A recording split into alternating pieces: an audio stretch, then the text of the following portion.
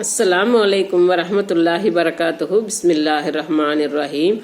அன்பான சகோதர சகோதரிகளே, எல்லாம் வல்ல அல்லாஹ்வின் நல்லடியார்களே, இன்று நாம் காண இருக்கும் தலைப்பு நட்பு கொள்ளும் முறைகளை அறிவோம். உயிர் காப்பான் தோழன்.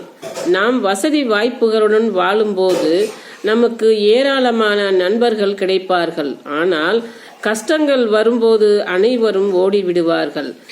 புயல் காற்று வரும்போதுதான் உறுதியான கட்டடம் எது, உறுதியற்ற கட்டடம் எது என்று நமக்கு தெரிகிறது. அதுபோல நல்ல நண்பனை அறிய நமக்கு வரும் சோதனைகள் சிறந்த அளவுகோலாக பயன்படுகிறது. உண்மையான நட்பை பற்றி குறிப்பிடும் போது, உடுக்க இழந்தவன் கை போல இடுக்கண் களைவதாம் நட்பு என்று கூறுகிறது குறள்.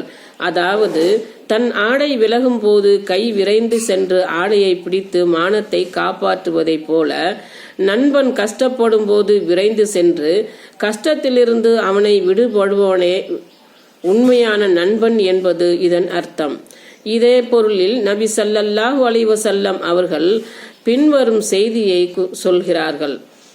தனக்கு விரும்புவதை தன்னுடைய சகோதரனுக்கு விரும்பாதவரை உங்களில் எவரும் ஈமான் கொண்டவராக ஆக முடியாது.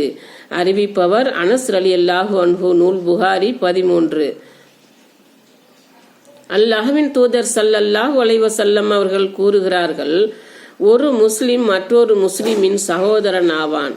அவனுக்கு அநீதி இழைக்கவும் மாட்டான். அவனை பிறரது அநீதிக்கு ஆளாக்குமாறு கைவிட்டு விடவும் மாட்டான்.